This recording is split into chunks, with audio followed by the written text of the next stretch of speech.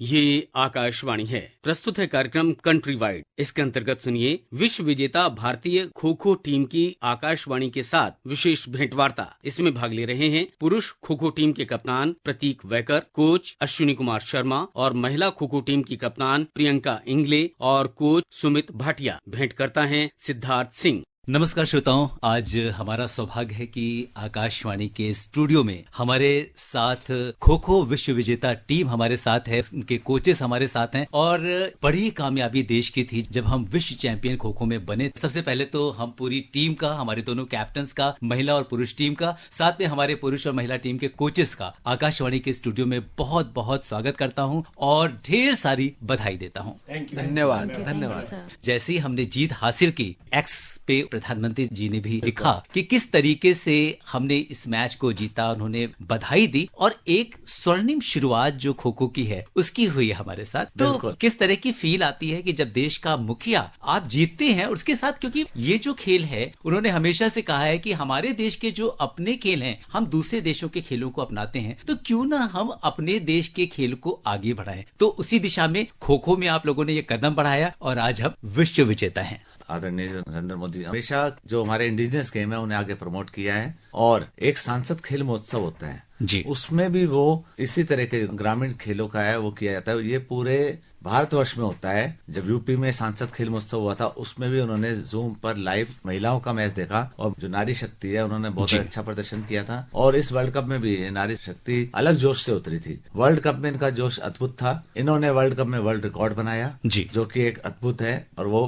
मैं कहूंगा स्वर्ण अक्षरों में लिखा जाएगा। क्रिकेट में कपिल देव ने भी बनाया 1983 वर्ल्ड कप में। उन्होंने 175 रन अपनी टीम के लिए किए और यहाँ पर प्रियंका इंगले की कप्तानी में हमारी टीम ने भारत के लिए 175 रन बनाए, जो कि एक विश्व कीर्तिमान है। और वो स्थापित तभी हुआ कि जब हमें पीछे से सपोर्ट हमारे आदरणीय श्री नरेंद्र मोदी जी की है, हमारी जो राष्ट्रपति है मुर्मू उनकी है, जो हमारे स्पोर्ट्स मिनिस्टर है मांडवी उनकी है, और जो खेल जगत के सारे हस्ती हैं, जो हमारे इंटरनेशनल खो खो फेडरेशन के secretary, president, kho kho federation India के प्रेसिडेंट, इन सबका जो सपोर्ट था, जो कॉन्फिडेंस था, उनको हमारे पर विश्वास था। उस विश्वास में हमारी टीम खरी उतरी। स्पोर्ट्स मिनिस्टर ने अनाउंस किया है कि हम एशियन गेम्स में और ओलंपिक्स में इसको लेके आएंगे और आज ही हमने उन्हें वादा किया है कि हम वहां भी आपको 2 स्वर्ण पदक जरूर दिलाएंगे और भारत का नाम रोशन करेंगे। और अगली जो चैंपियनशिप है इंग्लैंड में होने वाली है उसके लिए भी अनाउंसमेंट हुई थी। तो मैं आपको इस मंच से भी कहना चाहूंगा कि ये हमारा वादा है कि इंग्लैंड ने भारत में आके अपना झंडा फहराया था और भारत देश की नारी और पुरुष दोनों टीमें जाएंगी और इंग्लैंड में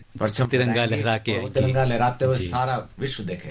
लेकिन सबसे बड़ी बात यह है कि अब अभी जैसा कि आपने बताया कि 6 महाद्वीपों के 23 देशों ने इस पूरे टूर्नामेंट में हिस्सा लिया और अब हम और ज्यादा आगे जा रहे हैं। अब हम एशियन गेम की बात कर रहे हैं, हम ओलंपिक्स की बात कर रहे हैं। तो सबसे पहले तो मैं प्रतीक वाइकर आपसे मुखातिब हूंगा, वो मूवमेंट जानना चाहूंगा कि जब महिला टीम जीत चुकी थी और पुरुष टीम मैदान में जाने वाली थी, तो उसके बाद आप जब खेल रहे थे किस तरह का दबाव था? एज अ कैप्टन मन में क्या चल रहा था आपके? पहला वर्ल्ड कप था और देश के सभी लोग आ रहे थे देखने के लिए, पूरा विश्व देख रहा था चैनल के माध्यम से। तो प्रेशर हमारे ऊपर नहीं था, बस रिस्पॉन्सिबिलिटी थी कि इतने सारे लोगों की जो अपेक्षा है उस पे खरे उतरना है। तो हम फाइनल पे भी वैसे ही डटे हुए थे कि हमें ये जीतना है और हम कैंप में भी उसी तरह प्रैक्टिस कर रहे थे और सोच रहे थे कि हम विश्व विजेता पद लेके आएंगे। तो उसी तरह वो मैच में भी हम रिलैक्स थे। हमारी लास्ट नाइट में भी टीम मीटिंग जब हुई तब कोचेस ने हमें यही स्ट्रेटेजी बताई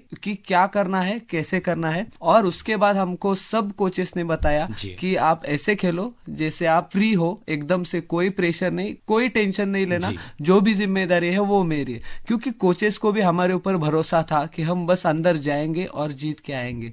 और जब भी महिला संघ जीती थी, जो माहौल था वो स्टेडियम में, वो जीत का आगाज पहले ही हो चुका था। तो हम भी उसी के लिए रुके थे, यस हम भी आगे जाएंगे और वर्ल्ड चैंपियन हम बन के बाहर आएंगे। तो कोई प्रेशर हम नहीं ले रहे थे, बस जाएंगे, अपना खेल खेलेंगे और जीत जाएंगे। हम उस प्रतीक को जानते हैं जिसकी कहानी एक गांव से महाराष्ट्र के शुरू होती है, धीरे धीरे वो आगे बढ़ता है। क्या उस प्रतीक ने जब वो गांव में रहता था कभी सोचा था कि एक ऐसे खेल में जाएगा जो गांव युवाओं का खेल कहलाता है वो ग्लोबल हो जाएगा, कैसा महसूस होता है? क्योंकि हर आदमी एक पहचान मिलती है आपको, और प्रतीक अब कोई अनजान नहीं है, प्रतीक वायकर को पूरी दुनिया जानती है। बहुत खुश हूँ। पहले तो हमें लगता था कि जब हम खेलते थे खो खो बस एक हॉबी बन के रह गया था और सभी लोग खेलते थे, जैसे कि स्कूलों में खेल रहे थे। मैं हूँ, आप भी शायद खेले होंगे अपने स्कूल्स में। तो वो बात अलग थी कि ये हॉबी बन के, बस एक्स्ट्रा करिकुलर एक्टिविटी बन के हम खेल रहे थे खो खो,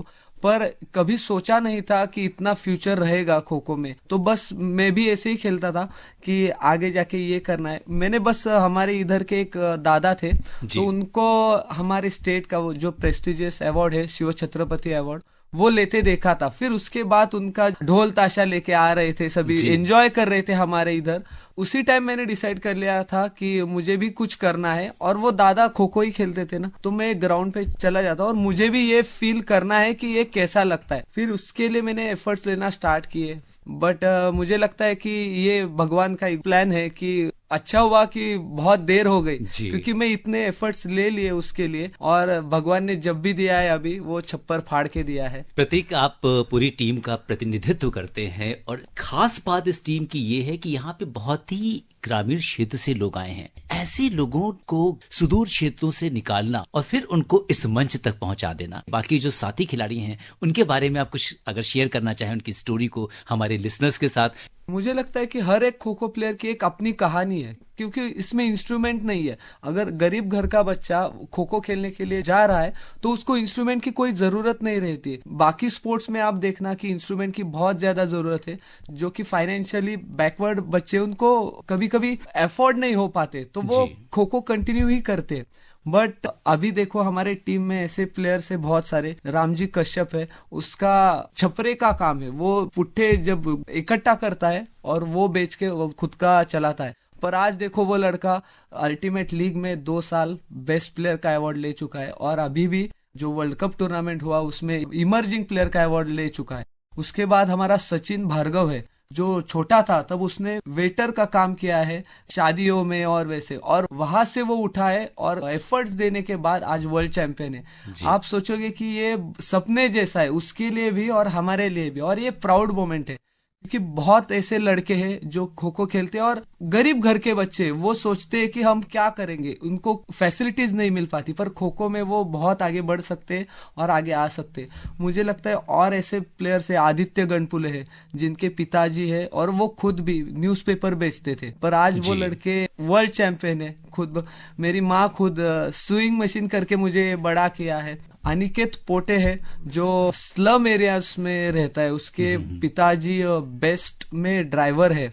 पर ऐसे बहुत सारी आपको सर कहानियां हैं जो आपको सभी लोगों को इंस्पायर करे, मुझे भी इंस्पायर करती है और आने वाले पीढ़ियों को भी ये इंस्पायर करे। और इसीलिए शायद सही कहते हैं कि सपने देखना इंसान को नहीं छोड़ना चाहिए, क्योंकि जिस तरह से खेलों में अगर हम देखें तो पिछले 10 साल में जो माहौल बदल रहा है, और इसके साथ ही हम प्रियंका इंगले हमारे साथ महिला टीम की कप्तान हैं।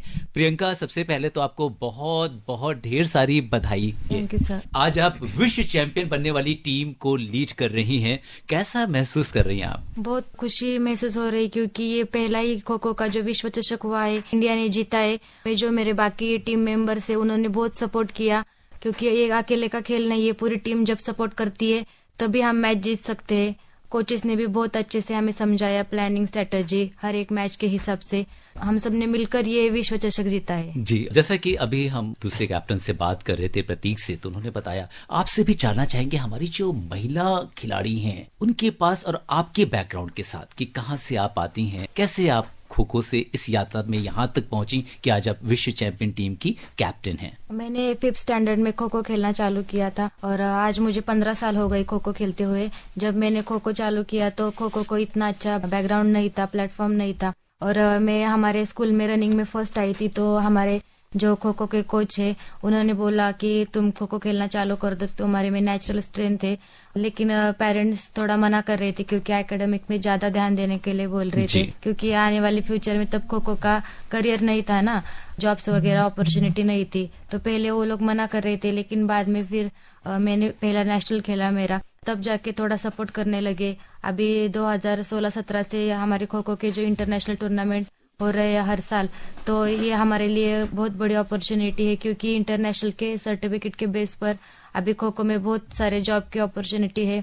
तो आप लोगों के लिए भी सरकार ने घोषणा की है, तो दोनों ही कप्तान से पूछना चाहेंगे कि कैसा लग रहा है, अब आपके पास क्लास 1 ऑफिसर का जॉब भी है। बहुत खुश हूँ कि सरकार ने, जब हम विश्व कप जीते तो आपने जैसे कहा कि श्री नरेंद्र मोदी जी ने भी ट्वीट किया जी। तो ये होना चाहिए था हमारे लिए कि वर्ल्ड चैंपियन बने हैं, और ये शुभकामनाएं जो भेजी है उसपे और ऊर्जा मिलती है कि आगे जाके और अच्छा परफॉर्म करेंगे और कंट्री के लिए कुछ कंट्रीब्यूशन देंगे। और जब हम वर्ल्ड कप जीते उसके तुरंत बाद हमारे यहाँ के स्पोर्ट्स मिनिस्टर का कि हमें वीडियो कॉल आया, उन्होंने हमसे बात की और उसी टाइम उन्होंने डिक्लेयर कर दिया कि आपको हम ये राशि दे रहे हैं। हमें लगता है वो बड़ी राशि है हमारे खो खो प्लेयर और प्राउड मोमेंट है। और आप लोग मिलके भी आए हैं हमारे खेल मंत्री से? यस, अभी हम मिलके भी आए हैं श्री मनसुख मांडविया जी से, और उन्होंने भी बोला है कि आप आगे बढ़ते रहना, हम आपको बहुत सपोर्ट करेंगे ओलंपिक्स में जाने तक और एशियन गेम्स में लाने तक। आपसे ये जानना चाहेंगे कि आपकी टीम में जो दूसरे खिलाड़ी हैं उनकी क्या स्टोरीज हैं, वो उनका बैकग्राउंड क्या है, कहाँ से आए हैं वो लोग? हमारे टीम में एक रेशमा राठौड़ एक लड़की है, वो भी स्लम एरिया में रहती है। अभी उसका सपना है कि वर्ल्ड कप के बेस पर वो अभी जो हमारे यहाँ स्टेट गवर्नमेंट ने कैश प्राइज हमें ऑफर किया है उस पे वो खुद का घर लेना चाहती है, क्योंकि उसके पास मतलब रहने के लिए अच्छा घर नहीं है। ऐसे मोनिका भी है जो सब्जी बेचकर अभी तक खेल रही है, बड़ी होती रही है। तो ऐसे बहुत सारे खिलाड़ी है जो